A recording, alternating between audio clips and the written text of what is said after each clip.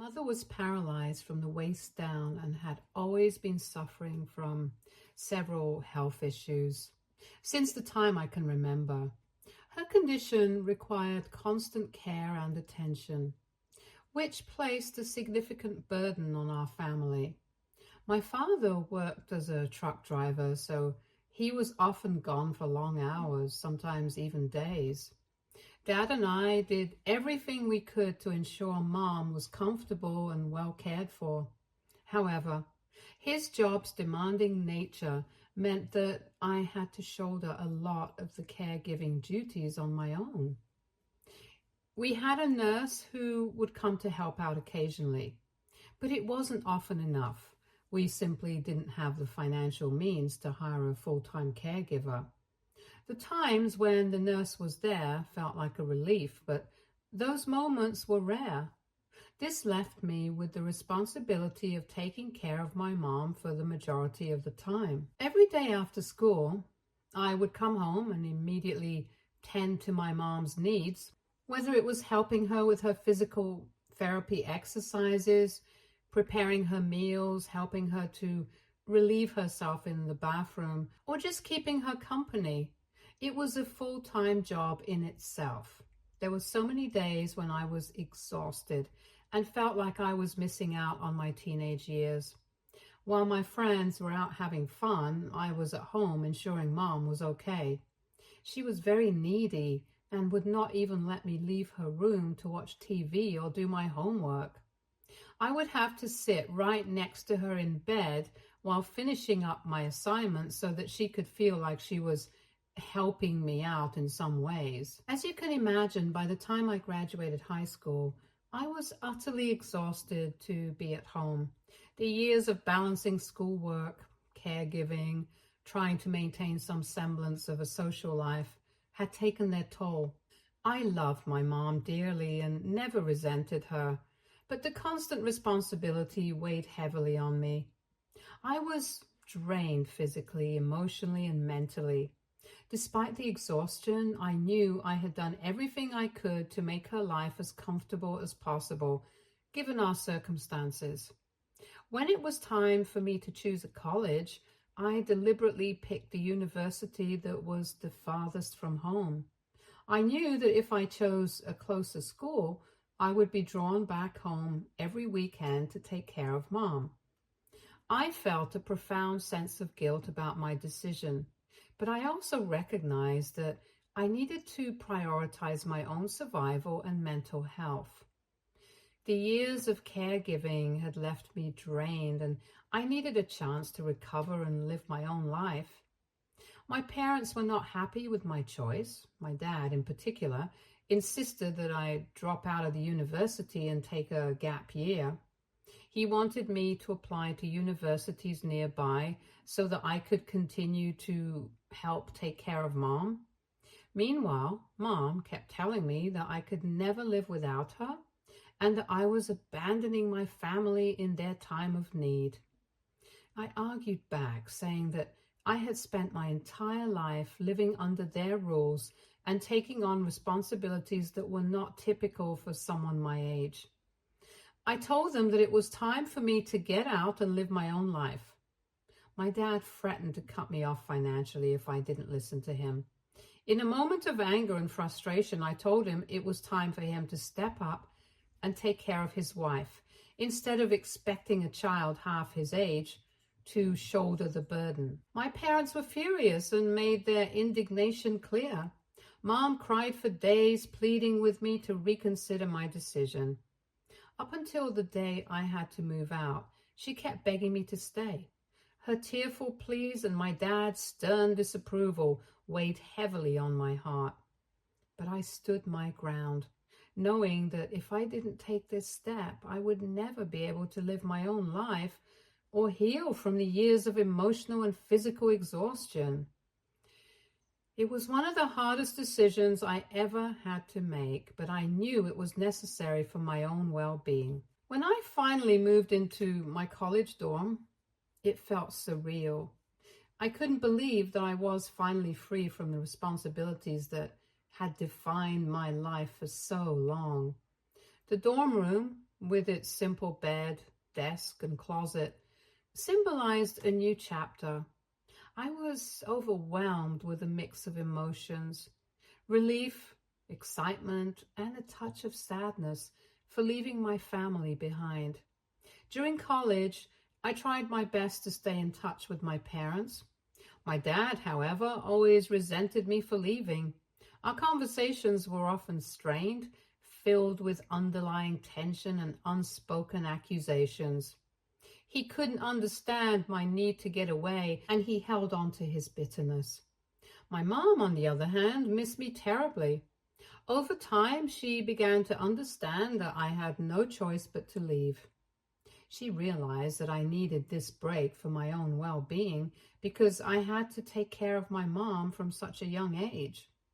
I made the decision quite early on in my life that I never wanted to have children, and my mind has never changed.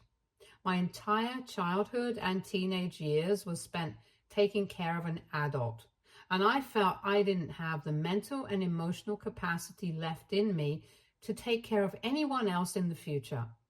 I was always clear about this choice with every guy I have ever met. For a long time, I chose to remain single rather than date men who, despite knowing my decision to remain child-free, would hope that I would eventually change my mind. When I didn't change my mind, they would get angry, saying how women were supposed to have children and that it was ungodly of me to deny them. Their reactions reinforced my decision to stay single. I refused to let them pressure me into a life I didn't want, and I was determined to find someone who would accept me for who I was, without the expectation of motherhood. This is why, when I finally met James, who didn't want children just like me and instead wanted to travel the world, it felt like a match made in heaven. From the moment we started talking, I knew he was different. James shared my passion for travel and exploration, and also my firm decision not to have children. He told me that he had undergone a vasectomy a long time ago because he was sure he never wanted to be a father. It was such a relief to find someone who was on the same page as me. Besides our shared interest in remaining child-free, James was kind, helpful, and intelligent. His spontaneity matched mine perfectly, and together we could just up and travel anywhere we wished. With James, I've been over 20 different countries. Our adventures have taken us from the bustling streets of Tokyo to the serene beaches of Greece, and each journey has been an incredible experience. Now, don't get me wrong, we're not rich, and neither do we come from wealthy families.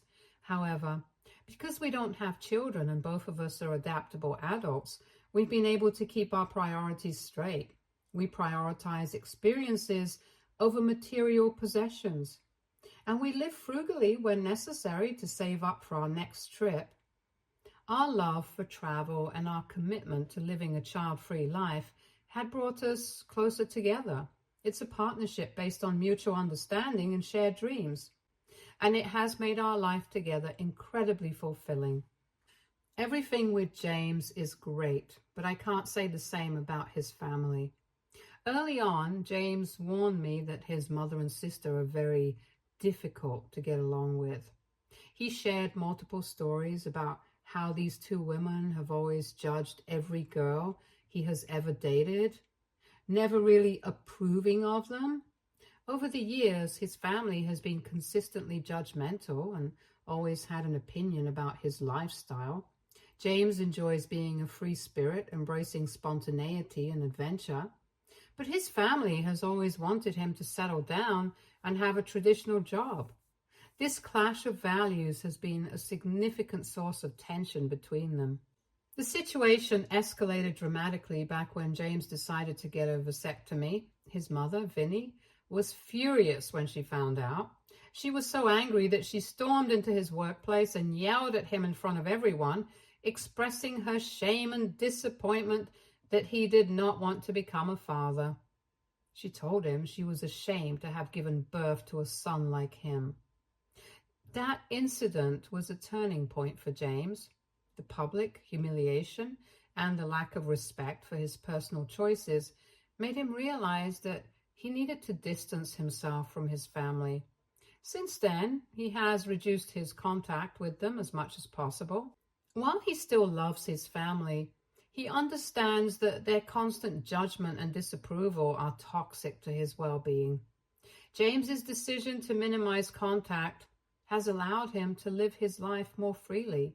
But it also means that there is an undercurrent of tension whenever family matters arise.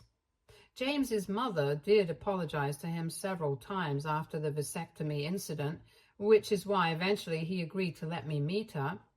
I was quite well prepared for the encounter, having grown up with pushy parents myself. James's mother, Vinnie, was exactly as I had imagined, short-tempered and very mouthy.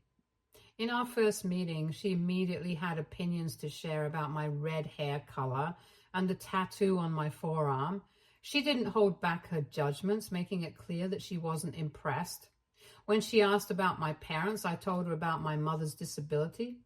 Vinnie then made a shocking comment, asking if that was why I wanted to marry James, so he could help me take care of my mom. I was taken aback, especially since James hadn't even met my mother at that point. Besides, why would I need to marry a man to take care of my mom? Her ridiculous words made me laugh out loud. Vinnie didn't like that at all and said she found my laughter very insulting. I didn't care and just kept eating my food without apologizing to her. Over the years, our relationship has never improved, but I've never sweated about it. I let her do her thing and I do mine. Her opinions and judgments don't affect me, and I maintain a polite but distant relationship with her. However, the main villain in my life isn't my mother-in-law, since I can pretty much handle her. It's actually my sister-in-law. She has always hated the fact that I don't want children as much as James. She had always expected her brother to meet a woman who would eventually change his mind and force him into becoming a father. Instead, James met me, who shared his interest in not having kids, and this infuriated her. When she found out that we both wanted to remain child-free, she asked me what the purpose of my life was. I told her that my purpose was to live my life just like every other person, doing the things I wanted to do. However, she argued, questioning the point of God giving me a uterus, as if the sole purpose of a woman is to become a breeding animal. I responded that just because one has a uterus doesn't mean they have to use it, and that people who don't want to have children shouldn't be forced to take on kids they can't manage. Nothing would damage a kid more than having parents who don't know how to take care of them, despite my explanations. Sister-in-law just shook her head and kept telling me how James and I were going to regret our decision when we were older and had no one to take care of us. I quipped back that I didn't want to have children just to have insurance for them to take care of me, as there's no guarantee they ever would. I also mentioned that I would feel much more comfortable at an old age home with nurses and staff who could take care of me if such a situation ever arose when we were older. Sister-in-law never bothered listening to me, as you can already imagine. Over the years, she has done everything in her power to force us to change our minds. It all started with her having children and then calling us every other weekend to take care of them. Now, James and I love our nephews and niece, but spending time with them for 3 to 4 hours isn't going to change our minds about not wanting kids. Currently, James and I are working hard to build our marketing agency, even though it has just started. We've already onboarded a few well-paying clients. This time is crucial for us, and we know we have to work very hard to retain them for a long time. At this stage, we also rely heavily on word of mouth from these clients to spread the word that we're a good agency for their brands. Because of this, James and I have been very busy with work and haven't even traveled anywhere. Sister-in-law is well aware of this. However, without ever checking in on us, she will just drop her kids off at our place, unannounced. She will give us excuses that she needs a break or has to buy groceries, but will be gone for hours on end. Whenever this happens, James tries to take care of the kids for about an hour before he gets quickly irritated. He then ends up switching on the TV for them and lets them watch whatever they want to. Kids being kids get quickly bored and want attention, so then they start wailing or fighting amongst themselves, which is when I am forced to leave my work and play with them. I know they're just kids, but due to all of this, I've started to resent them, and I know for a fact that James does too. This situation is frustrating because we are trying to build something important, and every interruption feels like a step backward from our future. Despite my best efforts to maintain a good relationship with my sister-in-law, her constant disregard for our time and work commitments is creating a significant strain. We have had several talks with her, but she just dismisses our feelings, saying her kids are practically related to us by blood and that we should learn to live with them. This is why for the past 2 months, James and I have been escaping to cafes to work, just to avoid his sister's unannounced child drop-offs. Whenever she would show up at our place, we'd tell her we were out meeting a client or had an important meeting that day. This way, we knew she couldn't leave the kids with us any longer. Of course, my sister-in-law would get furious that we were unavailable and would demand we come back home, but James would argue back, insisting she needed to watch over her own kids instead of pushing them onto us all the time. Later, my mother-in-law would call James to reprimand him about not helping his sister enough and how difficult it is for her to be a parent of 3. I would encourage James to tell her that if she cared so much about sister-in-law, then she should start taking care of the children herself. This would infuriate mother-in-law even more, as she'd then make excuses about being too old and having done more than enough. She would then continue to insist that we were young and needed to be around children. While we respected her perspective, we couldn't compromise on our priorities. The cafes provided us with a sanctuary where we could concentrate on client meetings, strategy sessions, and creative work without the unexpected disruptions that came with sister-in-law's unannounced visits. This strategy has been working well for us for quite some time, and while it hasn't resolved the underlying family tensions, it's given us the space we need to prioritize our work and maintain our sanity. Recently, my mother succumbed to her ongoing illness. When my dad called to deliver the news, I was devastated and completely shattered. Despite the distance that had grown between me and my parents over the years, I still loved my mother deeply, and the realization that she was no longer with us was incredibly painful. James and I immediately booked a car to drive back home, a journey that would typically take 3 to 4 hours depending on traffic. However, just as we were on our way, sister-in-law called James. She informed him that she was exhausted and needed a mental break, asking him to take care of her kids. James explained to her about my mother's passing and expressed his inability to help at that moment. He assured her that after we returned from the funeral, he would be available to watch over the kids so she could have her break. But sister-in-law's response shocked us both. She had the audacity to suggest that we take her kids with us to the funeral. She thought it would be a good idea for them to enjoy a long drive and spend a few days with us. I could hear every word she said because James had her on speakerphone in the car. I was baffled by her insensitivity and rolled my eyes. This was my mother's funeral, for God's sake, not a joyous trip to Disneyland. Her kids had never even met my mom, and the thought of bringing them to an event where people would be grieving was completely inappropriate and disrespectful to everyone, including me. Sister-in-law didn't even bother to ask James about me or how I was doing, yet wanted us to just take her kids off her hands. James again declined her and told her that he was driving, so he would have to call her back later. During my mom's funeral, I received only a couple of texts from my mother-in-law and sister-in-law offering their condolences. I didn't hear from them over the phone, but I wasn't too bothered at that time because my focus was entirely on honoring my mom's memory and supporting my family through this tough period. On the day of the burial, James started receiving numerous missed calls from his mother, which he chose not to answer. Since I had left my phone at home, I couldn't be sure if they had tried to reach out to me as well. When we returned home after the funeral in the afternoon, I was surprised to find several voicemails waiting for me from sister-in-law and mother-in-law.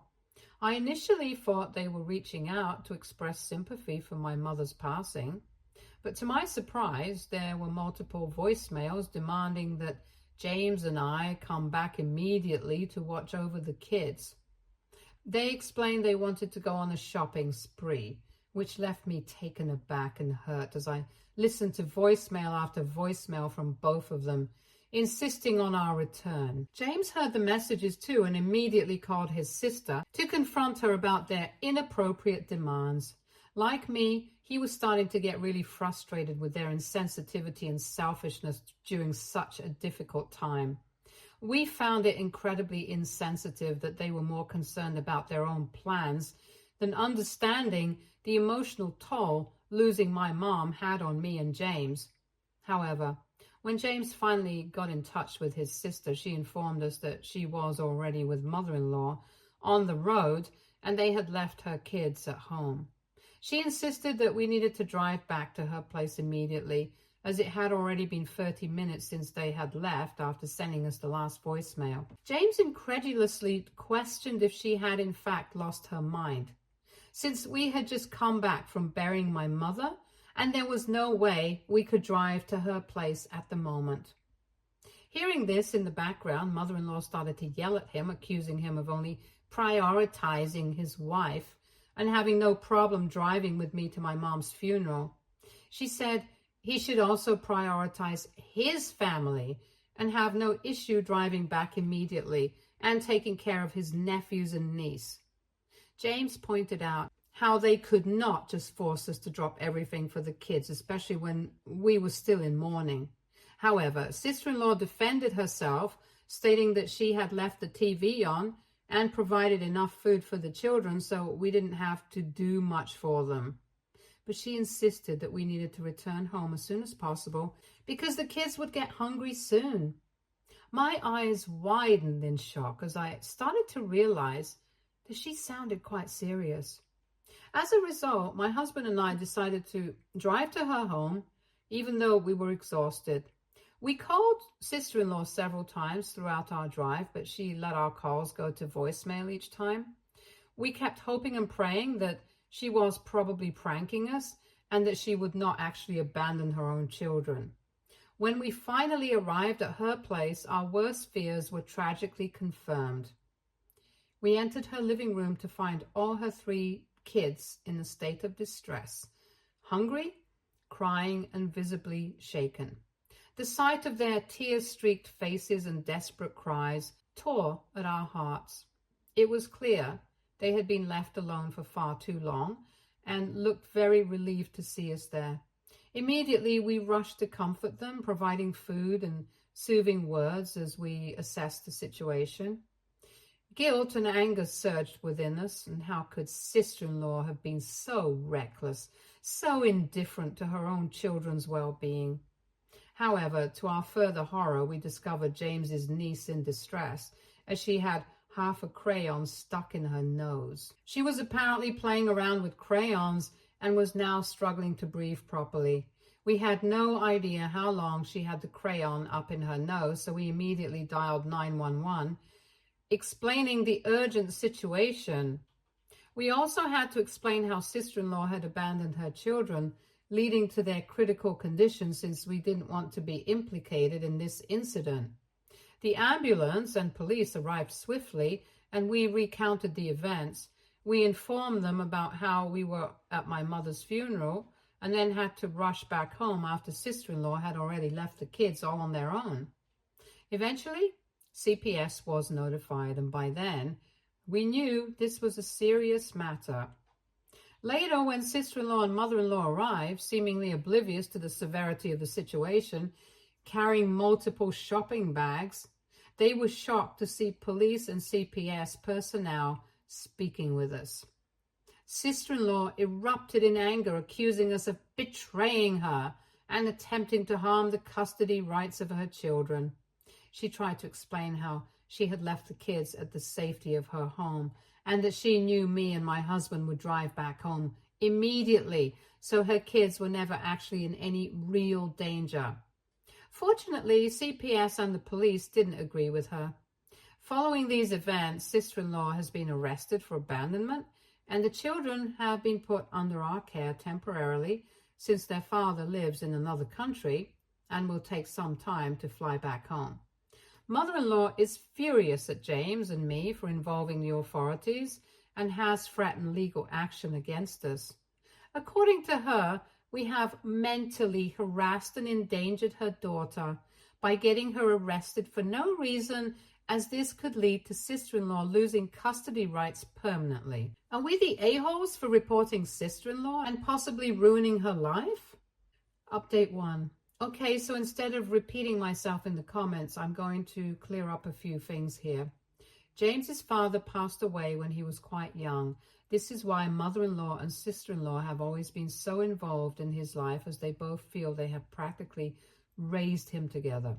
Obviously, that's not true, because according to James, his mother and sister used to abandon him as a child all the time to do their own thing, so he learned to pretty much take care of himself all on his own.